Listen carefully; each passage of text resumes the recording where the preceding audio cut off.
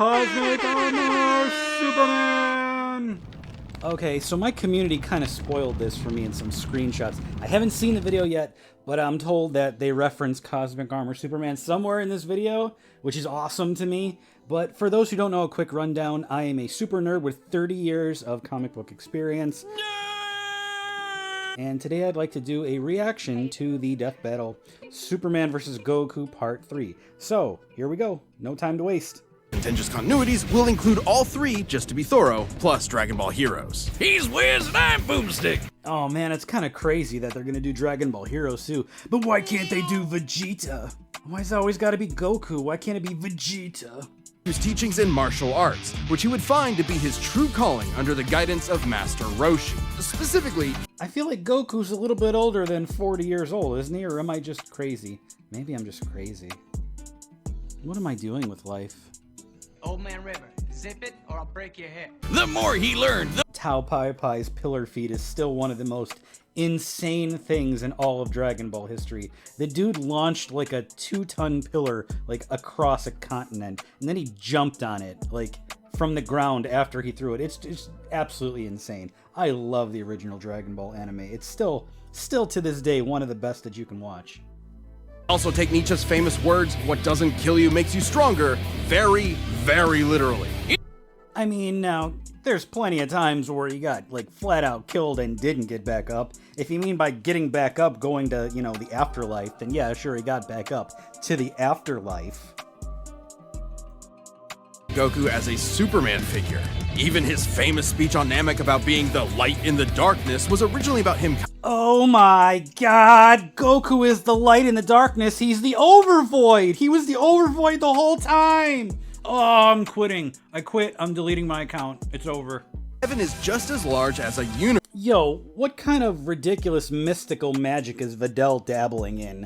You know, when she's not running around as a superhero in her city. How the hell would she know that the universe is actually that size, the same size as the afterlife or whatever the case? What are you? Raised by farmers as Clark Kent, he eventually became Superman. If Superman grew up on a farm in Kansas, does that mean that the farmer with the shotgun from Dragon Ball is actually Jonathan Kent? or even break the bonds of infinity. Wait, he can do all that, but Batman can punch him out? My favorite part of that feat is when he just bounces off of the Spectre, going infinity times the speed of light.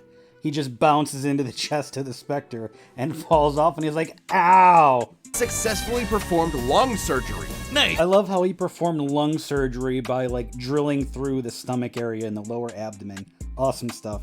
Big robot Superman, commie Superman. Ah, there he is, my boy, my beautiful boy. There he is, the cosmic armor. Oh. KO the World Forger and shatter his new multiverse with... Yes, that is an accurate statement, but it's also a little bit weird because the sixth dimension is supposed to be where impossible things happen. It's a conceptual realm even beyond imagination, which is the fifth dimension, beyond even the conceptual, uncorporeal sphere of gods. The sixth dimension is a place where those impossible things can happen, things that don't make any sense whatsoever. So it's actually perfectly logical that Superman would be able to do that in a place that is named the impossibility dimension. Go again. They're on.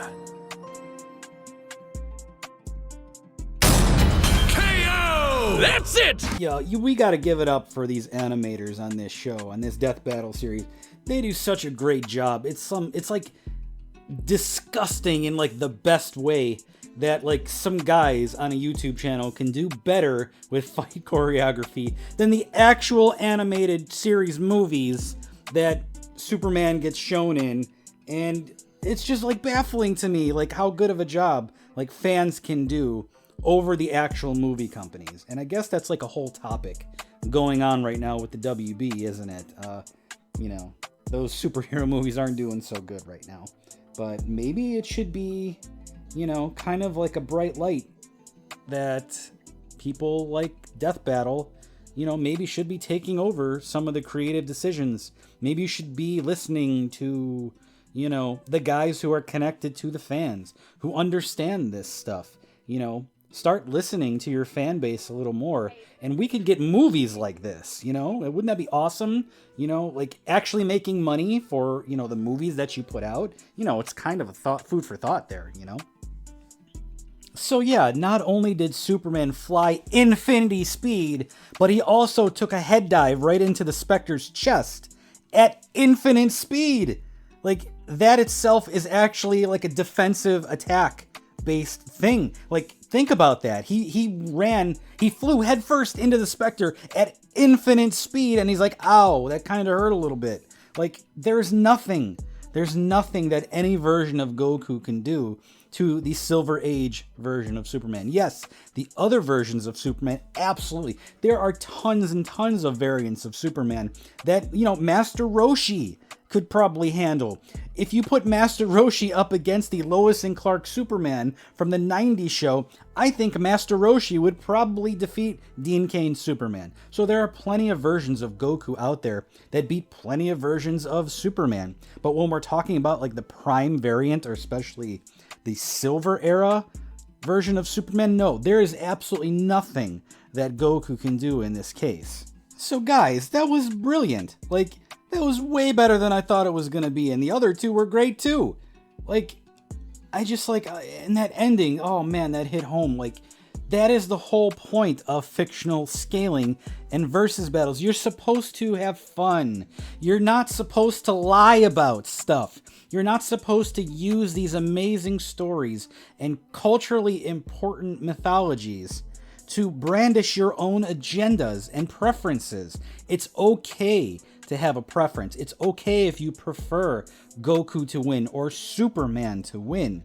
But it's not okay when other people start making up things that just aren't true. That is not interpretation. There's another word for that. And I'm glad that the Death Battle Squad is at least referencing that is important to the discussion. It's important that we talk about these things because we love it. And to have another side of it, the toxic scalers and commenters who come in and make up statements about these amazing pieces of mythology that are important to pop culture, it's just a disgusting, toxic thing that shouldn't exist. But it's sadly something that we're all going to be dealing with for the rest of our lives, no matter how long that we live. The internet's going to be here, and we're always going to have people who say things like that. We're always going to have another side who never listens to factual data. No matter what you say, even before Goku got his god powers, there were toxic people saying Goku was infinitely powerful. He had infinite speed. He could blow up the entire multiverse. He could do this. He could do that. And then Superman's side was saying the same thing. Back then, he couldn't do these things in that era. But his toxic fans would say that he could. And they would argue with each other over these made-up, fabricated data points. We have to get rid of that mentality. We have to go back to loving these mythologies and these stories and respecting all of these things that we're reading about and watching from both sides.